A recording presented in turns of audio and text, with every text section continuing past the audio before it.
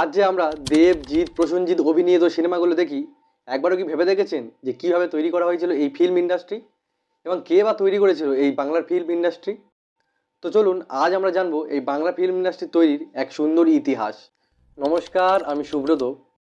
দাদা সাহেব ফালকে, যার আসল নাম ছিল ধুন্দিরাজ গোবিন্দ ফালকে, ইনি 1870 সালের 30শে এপ্রিল মহারাষ্ট্রে ছোটবেলা থেকে বড় হয় এবং ছোটবেলা থেকে আঁকা, আলোকচিত্র তৈরি এবং ফটোগ্রাফি নিয়ে পড়াশোনা করেন এবং 1911 সালে তিনি বোম্বের একটি থিয়েটারে একটি বিদেশি cinema the life of Christ সিনেমাটি দেখেছিলেন এবং তিনি এই সিনেমাটি দেখে ভেবেছিলেন যে যদি বিদেশিরা তাদের কালচার সংস্কৃতি নিয়ে সিনেমা বানাতে পারে তাহলে আমরা কেন পারবো না।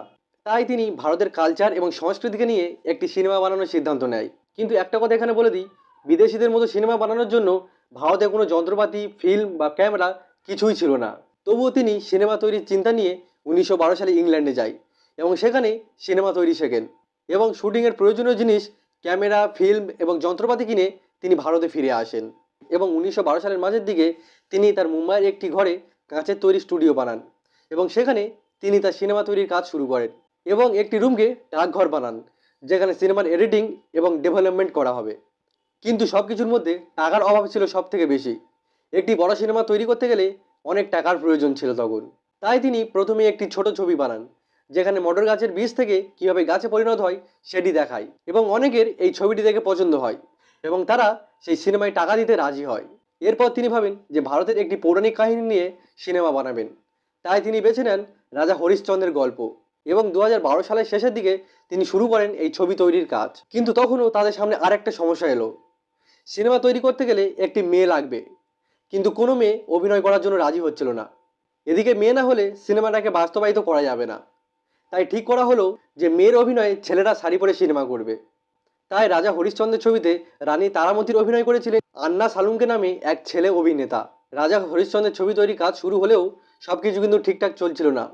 সব চাপ এসে পড়ছিল এই দাদা সাহেব ফালকের ওপরে। ছবি তৈরি, ছবি পরিচালনা, মেকআপ, ডেভেলপমেন্ট সব কিছুই কিন্তু তার একাই দেখতে হচ্ছিল এবং দিনরাত এক করে শুটিং করে প্রায় 6 মাস 27 দিনে এই সিনেমা তৈরির কাজটি তিনি শেষ করেন এবং সম্পূর্ণ সিনেমাটি সুন্দরভাবে সাজিয়ে এবং এডিট করে 1913 সালের 21শে এপ্রিল প্রথম প্রদর্শনীয় হয় এবং তার ঠিক 1 মাস পর 3 মে রাজা হরিশ্চন্দ্র ছবিটি গোটা দেশের মানুষের জন্য মুক্তি করা হয়। মনে রাখবেন, দাদা সাহেব ফালকের এই হরিশ্চন্দ্র ছবিটি প্রথম দর্শকদের জন্য দেখানো হয়েছিল carnation cinema autograph and variety হলে এবং প্রথম প্রদর্শনীয় হয়েছিল বম্বের অলিম্পিয়া থিয়েটারে। এই ছবিটি মুক্তি হওয়ার পর দর্শকদের খুব ভালো লাগে এবং এই ছবিটি প্রচুর সাফল্য পায়। এটি ছিল দাদা সাহেব ফালকের জীবনের প্রথম ও সবথেকে বড় ছবি, যেটি প্রচুর সাফল্য পেয়েছিল এবং এখান থেকেই বাংলার ফিল্ম ইন্ডাস্ট্রির ভিত গড়ে ওঠে।